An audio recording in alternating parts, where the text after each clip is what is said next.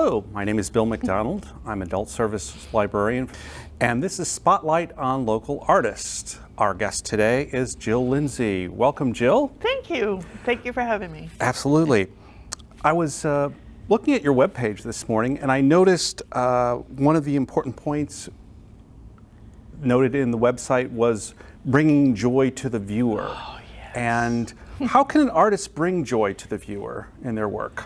Well, I think by having work that's joyful, that you look at it and you smile and you see something that you like and you want to get a little closer to it and see how they possibly did it.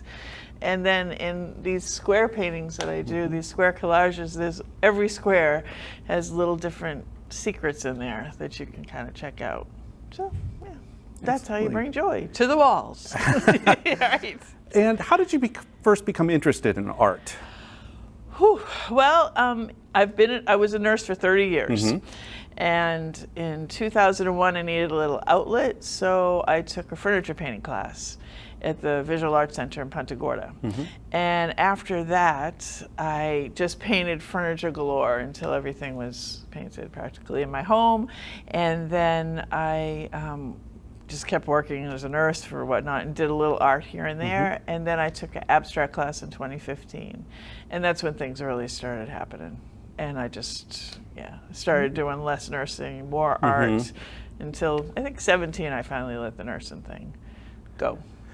Did you ever find that maybe something from your nursing experience crept into your artwork, either a memory or a feeling or a situation? No. No, it's something you maybe want to leave behind. Absolutely not. No, not really. No, I noticed though when I was working the last 6 months, I'd be walking down the hospital corridors and I'd see the art on the walls, and I was more interested in that than going into the patient's rooms. I said to myself, it's probably time. So that was all, But I just, I don't know. I love art. I've loved it all my life. But I really started doing that. So. Is there a reoccurring theme to your work or any? Color, for sure, is the theme. When I started taking that abstract class, I met so many people, and somebody introduced me to alcohol inks, and they are very vibrant and colorful. So that's really what led me in the beginning down that color road. I've always loved color. And then, and then the joy. I just love these squares and little secrets that are involved in there too. So. Now you mentioned alcohol inks, and I've been hearing that more and more about artists.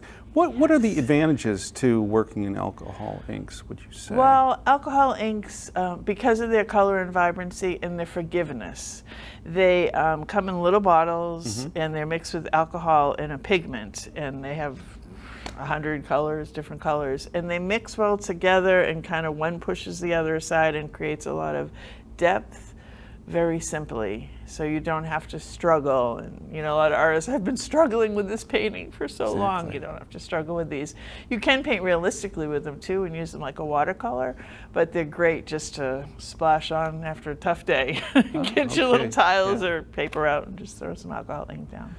Are there any other media or materials you work in as far as? The alcohol inks and these squares are collage with, I used to use alcohol inks on them, now I use acrylic. I don't know why, I just, so acrylics, I noticed that there's a dog, a donkey and a bird.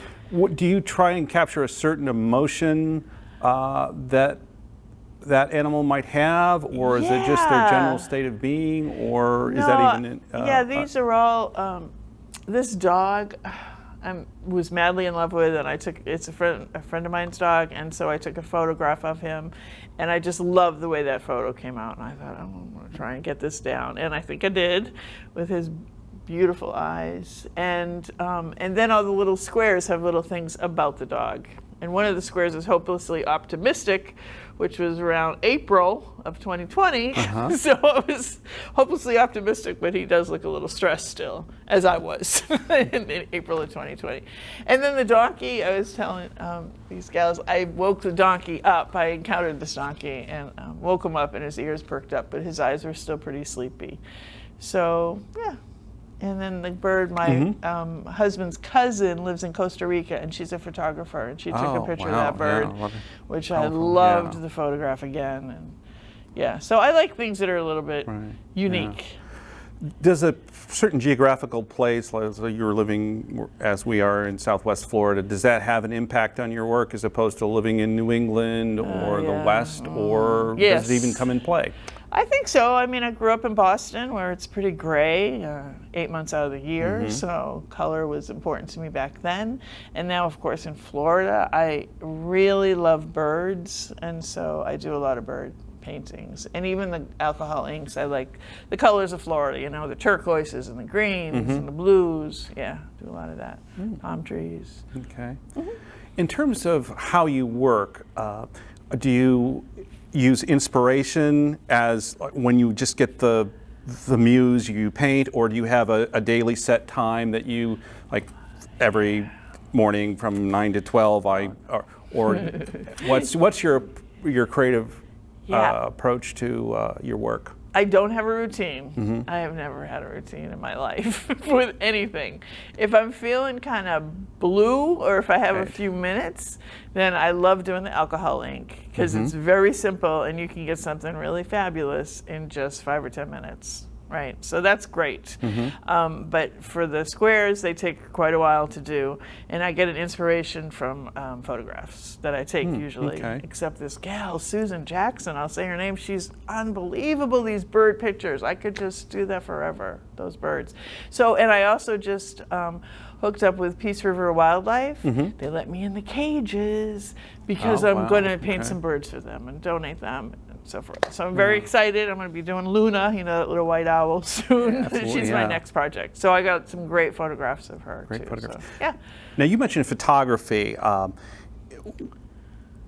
Does the visual artist that works in painting and sculpture, do they have a different presentation or goal than, let's say, a photographer in terms of what they capture or what they communicate to the viewer? Well, I mean, photography and painting is about composition, so you have to think about, you know, like this particular bird, I put her over to the right a little bit because I like the composition is a little bit off, which is breaking a couple rules, which I like to do. But there are purists out there that believe composition is everything, and I think that the subject is important too, so I like to kind of mix it up a little bit. And when you say composition, you mean just the way the placement of the bird, the size. Okay. I mean, it's choosing the size of the donkey. I mean, I could have done a smaller donkey, but I don't think it would have the impact that big old Jack here has. And then even the dog, he's looking up, so I put him down a little bit lower on the canvas, so he had some space above him. Yeah, so I think about that too. Absolutely. But I'm not a photographer. What artists have influenced your work? Well, I'm glad you asked. Okay, well, I'm glad. Yes. I am so in love with Dali. I mean, I can't even, Peter Max, those kind of crazy. But Salvador Dali, oh my gosh. Yeah, he's I'm his #1 fan. Yeah. So at the Salvador Dali Museum, he has this Abraham Lincoln that I don't know if you've been. Oh, I've seen that painting, yes. So you go close to it and it looks like some squares and boxes and it doesn't look like much, you know? And I'm like, what's the big deal? Everybody's snapping pictures of it. And I'm like, why are they so excited about this painting? And so somebody told me to step back like, I don't know, 50 feet. And then I see Lincoln, you know? I'm like, oh.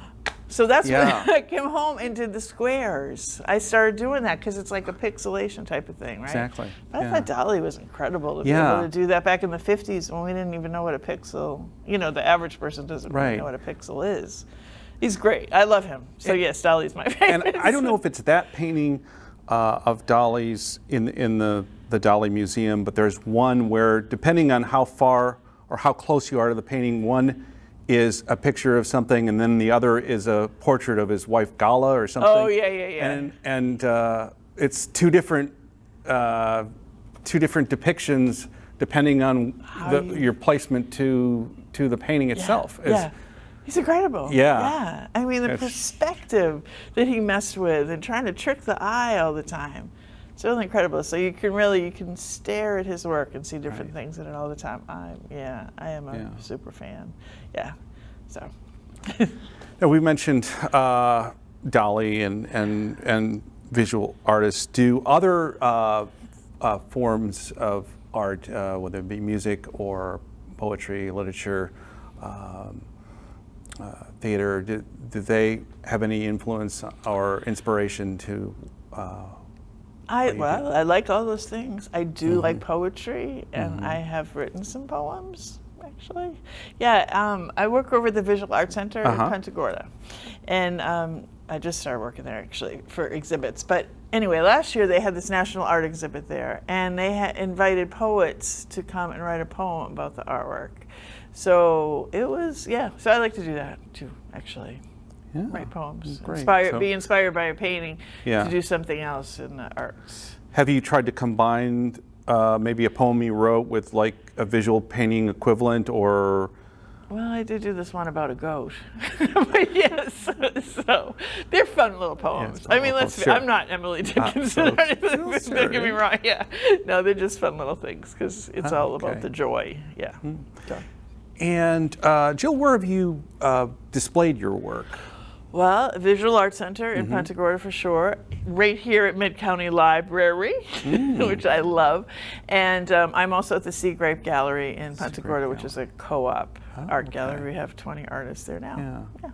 Now you mentioned the Sea Grape Gallery as a co-op. How does that work, or if you can explain that concept? That's no problem. Yeah, we have 20 local artists, and we all own 1/20th of the place, and so we have to work there a couple of days a week, and we have a board that's part of the ownership that makes the rules and makes sure everybody's doing the things they're supposed to do. And then we have a space, like a 5 or 6 foot space, so we bring in our artwork and we move it around once every 6-8 weeks, and keeps it fresh. We have all different kinds of artists in there, pottery and glasswork, painters. Great, yeah. It's a nice place.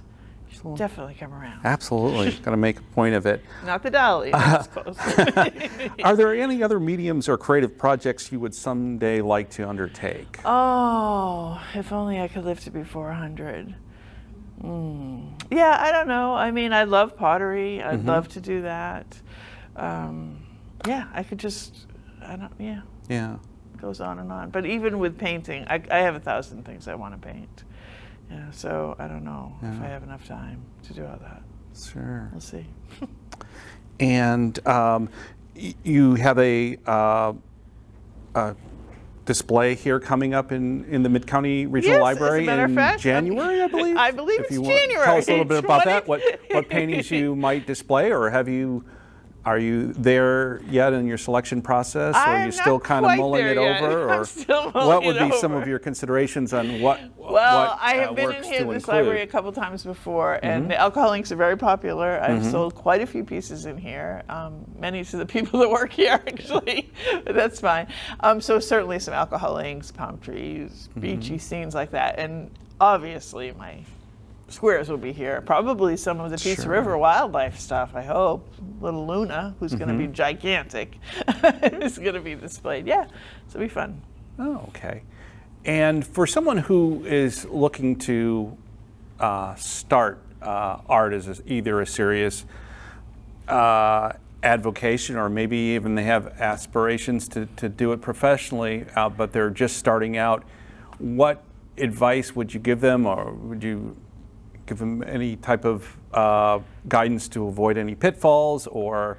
Well, you must do what you like to do, and you must lean toward that. Right. I mean, some people, paint because they win an award, or paint because, that's what they think people are going to buy. I personally don't think that's the smartest thing to do. Just do what you love to do.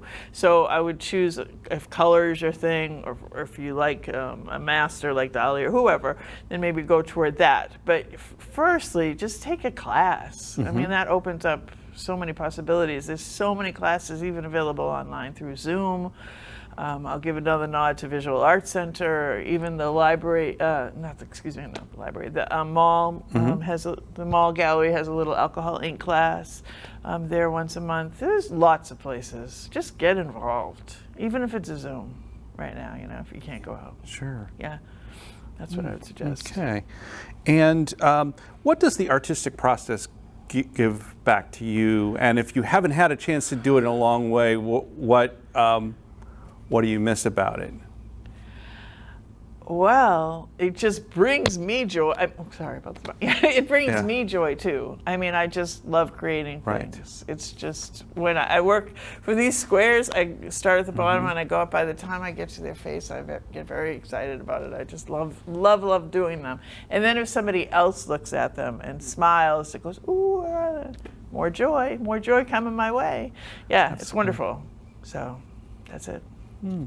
Now I noticed the squares. Do you put in the squares first and then whatever you're painting, or how does that? It's a process. The squares are all National Geographic magazines. Oh, okay. And there's a solvent out there called Citrosolve, and you pour that on top of these National Geographics, which almost sounds terrible to do. But anyway, it moves the ink around. You let them soak for a while. And when you open the pages, the ink kind of blends out and moves. Some of the images are kind of there.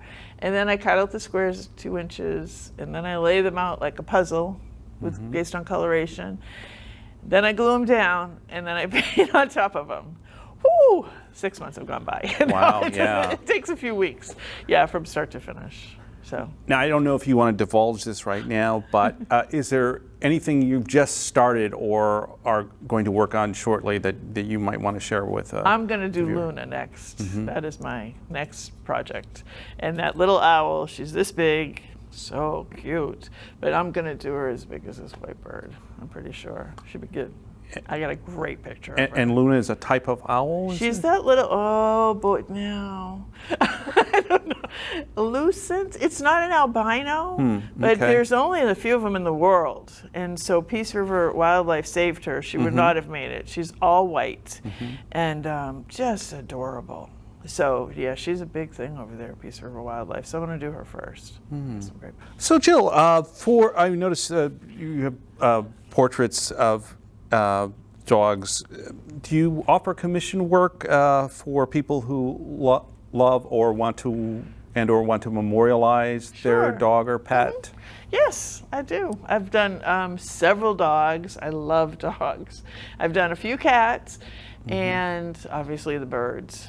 One parakeet, I think. Yes, I love to do that as well. Well, I want to thank you for joining us today, Yeah, and great. we're eagerly awaiting your showing in January. Me too. I can't wait to see what I put up. Okay. I would say that. Thank you, Jill. Thank you.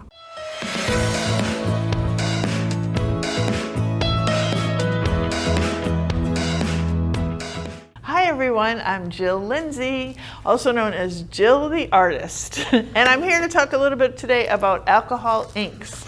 These alcohol inks are so incredible. There's lots of different brands out there now. These are Ranger Adirondack inks, and then we also have Limino alcohol inks too. Very beautiful. But I'm just going to show you on a little demonstration of how these inks work. Now today I'm using just a regular store-bought tile for 16 cents. Don't tell anybody how inexpensive these are because they're going to come out beautiful. But you can do all kinds of things with these. You can do realistic paintings or just let it flow, which is what we're going to do today. So I have watermelon ink. Oh, there we go. And I have a trash bag plastic underneath me and then a little paper towel to move the ink around. Your fingers are going to get dirty. If you don't want to, wear some gloves, but this is no problemo for me. And then I just wash my hands. We only do it like, I don't know, 75 times a day now. So now you have to put the ink on very, very carefully. So that's the red, watermelon. And this beautiful color is citrus. Oh, I love me some green, and this citrus is beautiful. And you can put it right on top of the other ink. And you can see maybe when this is zoomed up that when it flows, it creates these gorgeous shadows and patterns. Yeah, very, very beautiful. And then these beautiful lines form. Now this red is kind of like a little bit of a bully in the group, right? Because it's taken over all that green that I put on there. So you can just take a little more green and put it on the top and let it roll on down. Beautiful. And then if you think to yourself, oh, I don't like that so much, you can squirt a little alcohol on it, and it creates all these bubbles, and then even more shadowing and lightens it up a little bit. Or if you really hate it, you don't have to tell a soul what happened. You can just wipe it away and start all over again. It's awesome.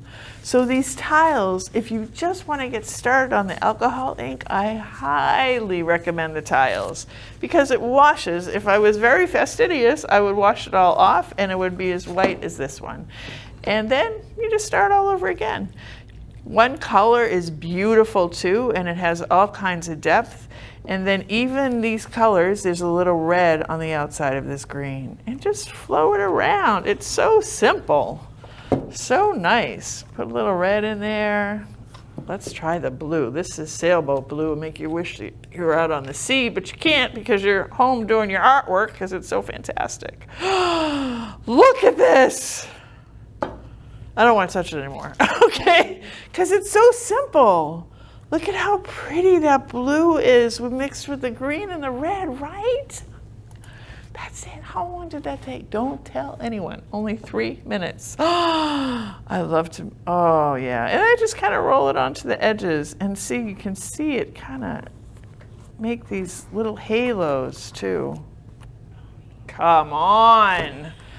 Beautiful. If you want to put a little alcohol on there, but you don't want to mess some of this stuff up, here's another big, big secret. Wow, incredible. Uh-oh, it didn't work out so good. I got a little crazy with the spray. That's all right. Isn't that pretty? Can you imagine? There's like 100 colors of these inks. We have the Ranger inks, we have the Luminio, we have Pinata, just a bazillion shades of colors. Just give it a go. If you want to get really particular, you can do very realistic work. Oh, I don't know how many realistic palm trees like this there are, but anyway, you can use a paintbrush, or you can get a straw, if you can find any plastic straws anymore, or this very highly sought after Q-tip, right? And you can fiddle with it that way. But look at this, beautiful. Just shadows, gorgeous, gorgeous, gorgeous. Come visit my website, jilltheartist.com, to see all kinds of wonderful paintings, and can't wait to be in the library January, February 2021. A new year, a new beginning. Hallelujah. Thanks for watching and have a great day.